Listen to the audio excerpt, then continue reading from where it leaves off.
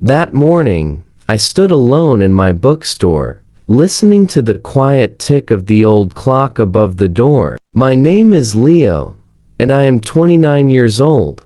I've spent most of my life between these walls, surrounded by shelves that once felt full of promise. The air smelled like old books and dust, a dry, familiar scent that always made me feel safe. Soft morning sunlight slipped through the front window and landed on the wooden floor. I watched it slowly move, as if time itself was walking past me without stopping. I ran my fingers along the shelves, feeling the rough edges and the thin layer of dust. Too many spaces were empty now. Too many books had been sold off just to pay bills. My chest felt tight as I counted them again, even though I already knew the numbers by heart. This bookstore has been in my family for decades, I whispered to myself. Saying it out loud made my throat ache. My grandfather opened it with hope. My parents kept it alive with hard work. And now, it was in my hands, but sales were low. The inventory was shrinking. Loyal customers still came, but not often enough. Every night, the numbers stayed in my head, spinning, until my heart raced and my hands shook. I tried to stay calm, but fear followed me like a shadow. I leaned against the counter and closed my eyes. What if I lose this place? I thought. The idea felt heavy, like a weight pressing on my back. This wasn't just a business. It was my family story, and I was afraid I was about to be the one who ended it. Outside, a car passed by, and the sound faded quickly inside. The silence returned. I took a deep breath and told myself to stay strong, to think clearly. Still, doubt whispered in my ear, asking if love and effort were enough. At that moment, I didn't know what choice I would have to make. I didn't know how far I would be pushed.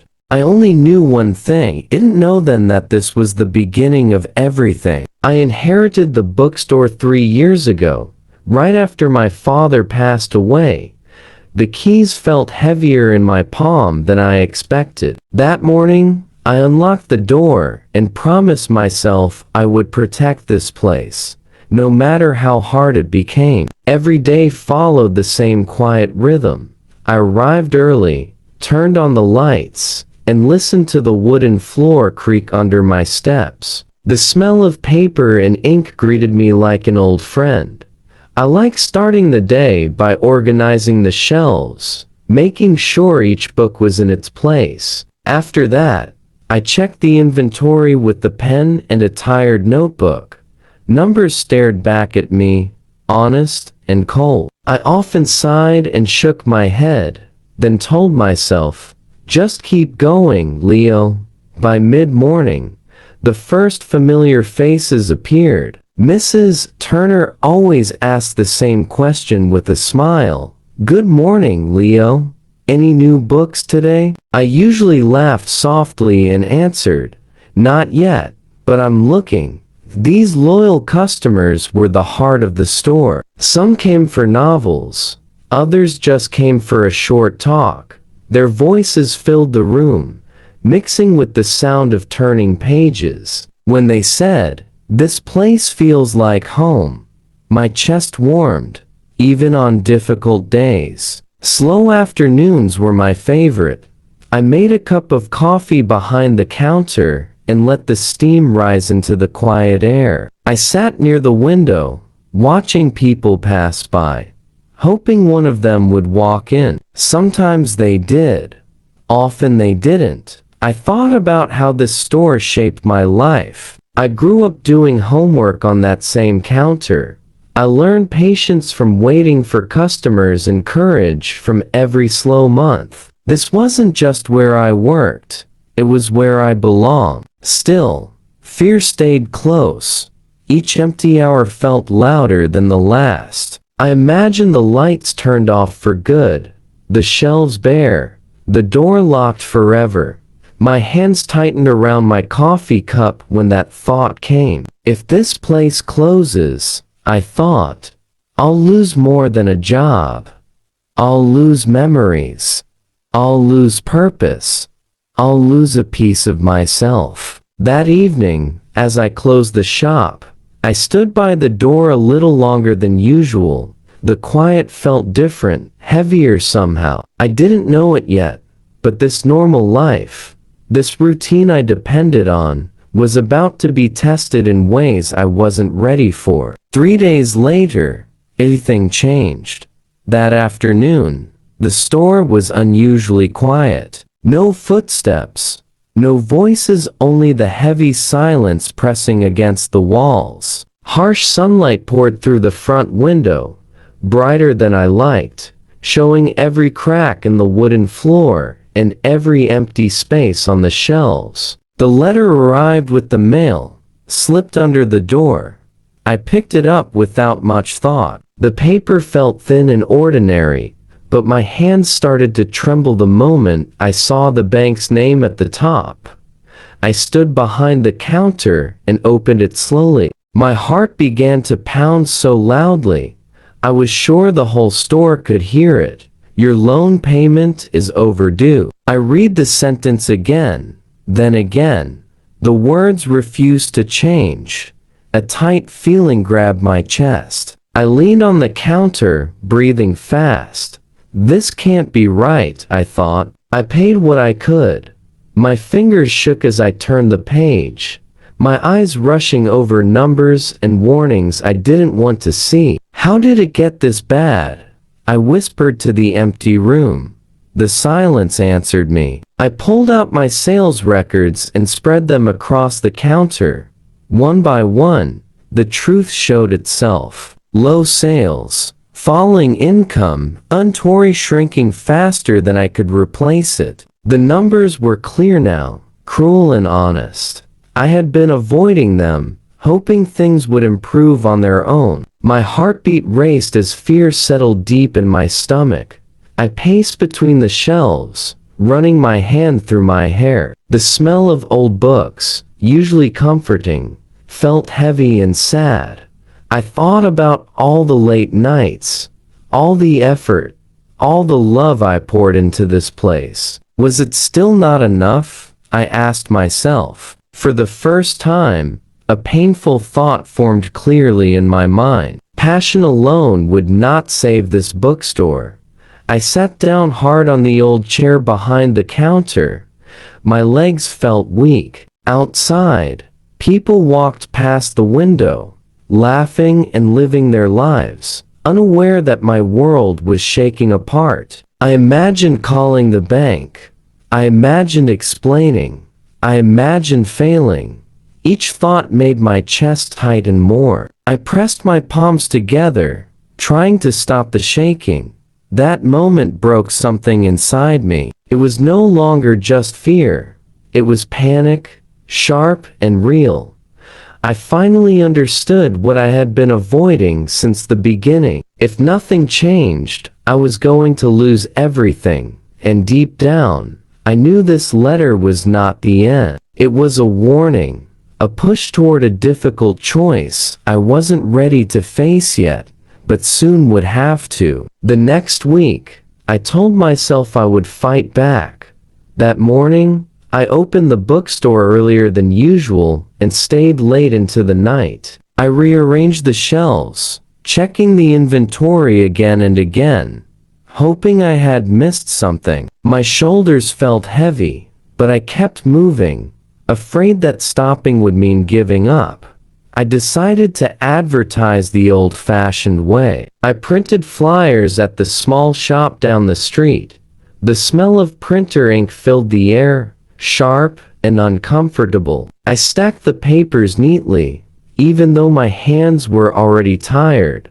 Big discounts. Support your local bookstore, the flyers said. I taped them to windows, lampposts, and notice boards around town. By the end of the day, my feet ached and my fingers were stained with ink. Still, I felt a small spark of hope. But days passed. and the store stayed quiet. The empty space echoed when I walked between the shelves. Every sound felt louder than it should have been. A single cough, the creak of the floor, the soft hum of the lights. Loyal customers came in, smiled kindly, and bought one or two books, but it wasn't enough. During one slow afternoon, my friend Mark stopped by. He looked around the empty store and sighed. He leaned against the counter, folding his arms. "Leo," he said carefully, "maybe it's time to let it go." His words hit me harder than I expected. My chest tightened and my jaw clenched. I felt a heat rush to my face. "This place is bleeding money," he continued. "You've tried. Maybe closing it is the smart choice." I shook my head, my hands curling into fists. "I can't give up yet," I said.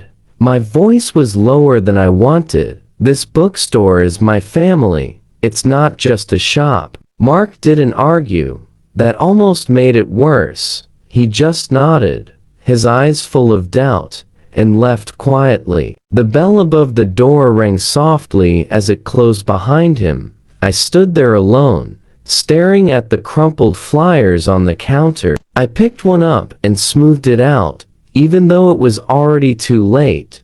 Why doesn't anyone understand? I thought. Why does it feel like I'm fighting this alone? That night, after closing, I turned off the lights and locked the door slowly. My shoulders slumped as exhaustion finally caught up with me. I had worked harder than ever, but the results were weak and disappointing. As I walked home, one thought followed me in the dark. If these solutions failed, I would have to find another way or face the loss I feared most. 2 weeks later, the pressure became impossible to ignore.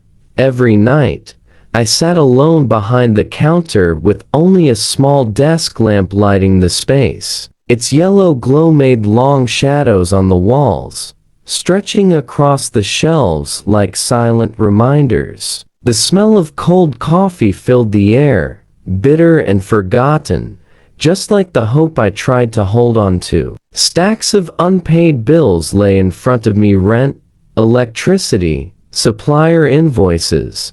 I flipped through them slowly, my chest growing tighter with each page. My hands felt numb, and my heartbeat stayed fast even when I tried to breathe deeply. The inventory situation was getting worse. Popular books were gone, and I didn't have the money to replace them. Customers asked for titles I couldn't order anymore. Each time I said, "Sorry, we're out of stock," a small piece of me broke. Late one night, I pressed my elbows into the counter and covered my face with my hands. What if I'm not good enough? I thought. The question echoed in my mind, louder than the ticking clock. I stood up and walked between the shelves, running my fingers along the empty spaces. This store deserved full shelves, warm voices, and life. I whispered into the quiet. Instead, it felt tired just like me. I began to doubt every choice I had made, taking over the bookstore, believing I could save it, believing in myself. My shoulders slumped, and I felt a deep ache settle in my chest, heavy and slow. Some nights, quitting felt easier. I imagined locking the door for the last time, turning in the keys, and letting the responsibility disappear. The thought brought a strange sense of relief. Then guilt crashed into it immediately. If I quit, what happens to my family's dream? I asked myself. I poured the cold coffee down the sink and leaned against the counter, staring at my reflection in the dark window. I looked older than I felt, tired and afraid. Yet somewhere beneath the fear, a small voice refused to stay quiet. It reminded me why I stayed open every day, why I kept organizing shelves that might soon be empty, Why I still smiled at customers even when my heart felt heavy. That voice told me I wasn't ready to quit. Not yet. As I turned off the lamp and prepared to leave, I knew I was standing at a dangerous edge. One step could mean giving up. Another could mean fighting harder than ever before, and soon, I would be forced to choose. The final warning arrived on a rainy evening. I stood by the door as I read the letter, my hands shaking so badly the paper rustled like leaves. The words were clear this time. No more delays, no more chances. If I couldn't pay, the bookstore would close. The sound of the door locking echoed loudly as I turned the key. Click. It felt final, heavier than usual. Outside, rain hit the windows hard, running down the glass in long, broken lines. Inside, the store was dark and quiet, almost empty of life. I didn't turn on the lights. I just stood there, letting the darkness wrap around me. My chest ached as I walked slowly between the shelves. Each step felt slow and painful.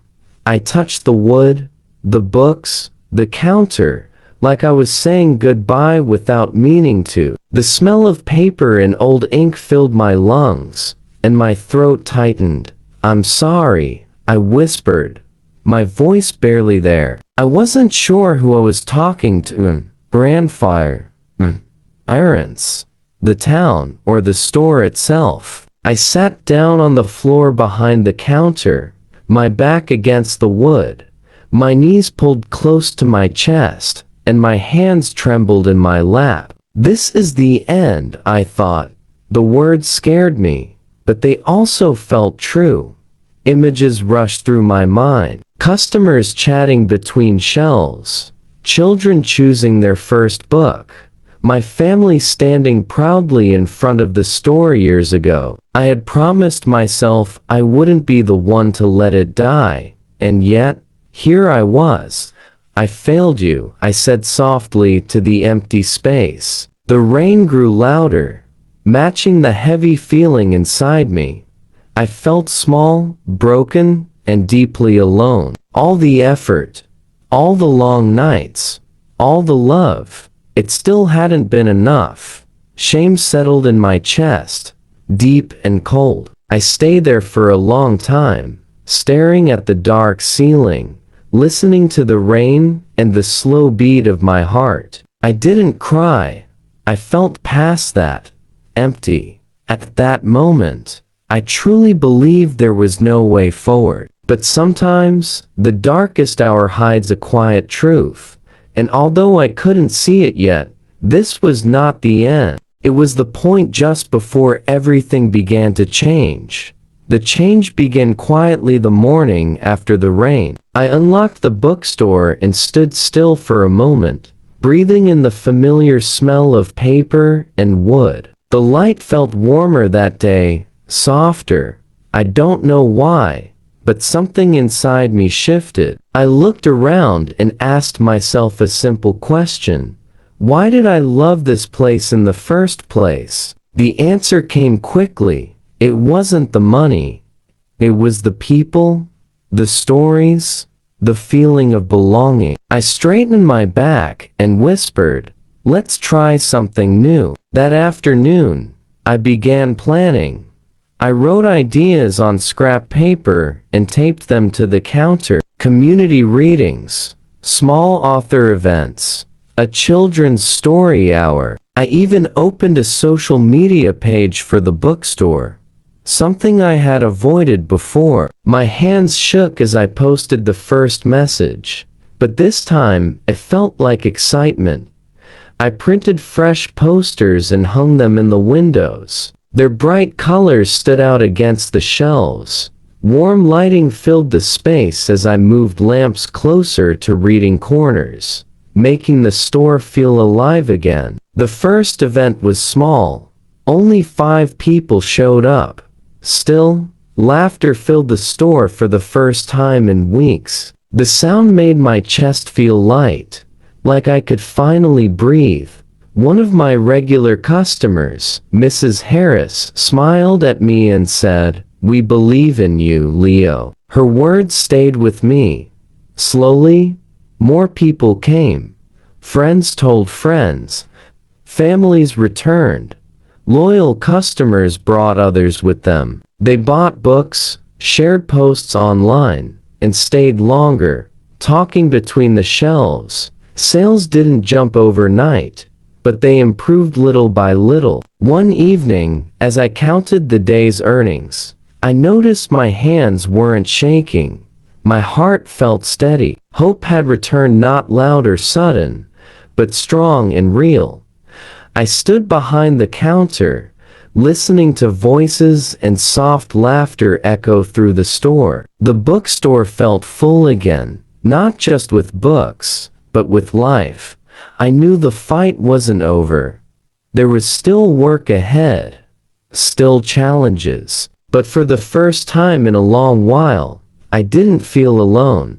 As I turned off the lights that night, I smiled to myself. This place wasn't just surviving anymore.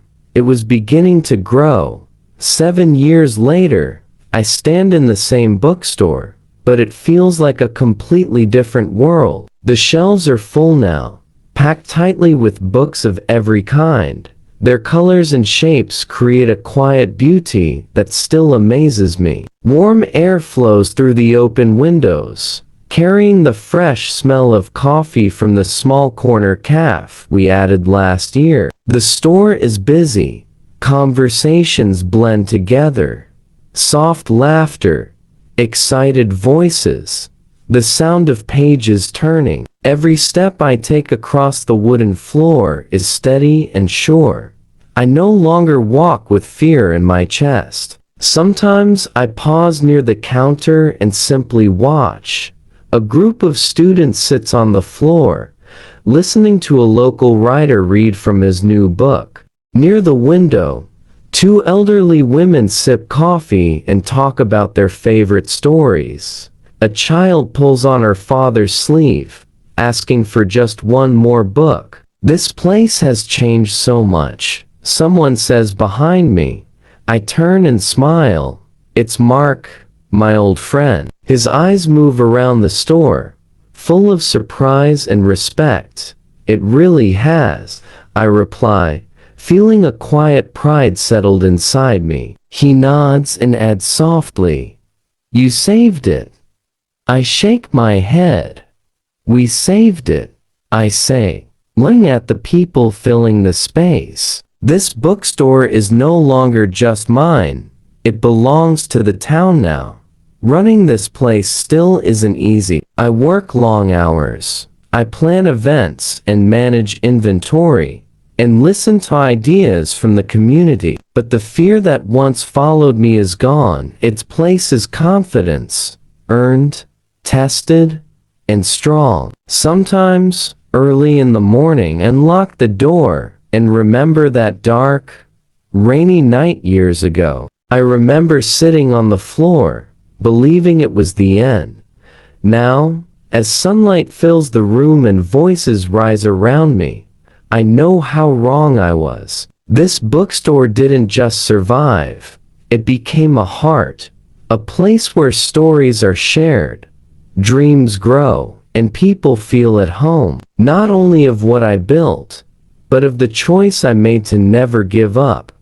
Now, I want to speak directly to you. Sitting here in my bookstore during a quiet evening, with soft music playing and the warm glow of the lamps around me, I can feel how far this place has come. It wasn't always like this. There were nights when I thought everything was lost, when bills piled up and the shelves were empty, and I wondered if I had failed my family and my town. But those dark moments taught me something important. Creativity, persistence, and a willingness to try new approaches can change everything. I began hosting events, reaching out to the community, and using every tool I could to breathe life back into the store. It wasn't easy. It took courage to step beyond fear and take risks. Success doesn't come all at once, I whispered that to myself countless times, and it's true. Every small effort, the poster on a window, a reading for children, a post on social media, added up. Slowly, the store grew. Slowly, hope returned. I learned that passion alone is not enough. You need action. You need persistence. And you need to remember why you started in the first place. Looking around tonight, I see people smiling, sharing stories, and finding comfort in this space. That's the reward. Far beyond money or recognition. It's proof that staying committed, even when things feel impossible, can make a real difference. So here's my advice. Don't be afraid to fail. Don't be afraid to try something new. Don't let fear tell you to quit. Keep moving forward, even when the path feels dark. What matters most is not quitting. That simple truth guided me through the hardest days. And if you take anything from my story, let it be that persistence, creativity, and belief in yourself can turn even the toughest situation into an opportunity. Your challenges may be different, but the lesson is the same. Keep going. Keep creating. Keep believing. And you might be surprised by what you can save, or what you can build. Before we finish, I want to ask you something. What dream are you trying to protect? Maybe it's a small project, a hobby, or even a place that feels like home.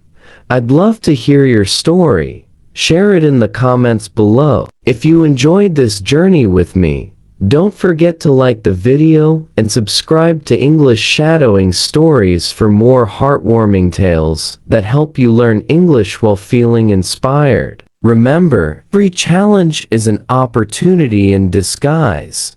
Keep going, stay creative, and never give up on what matters most. Sometimes, the smallest steps lead to the biggest changes.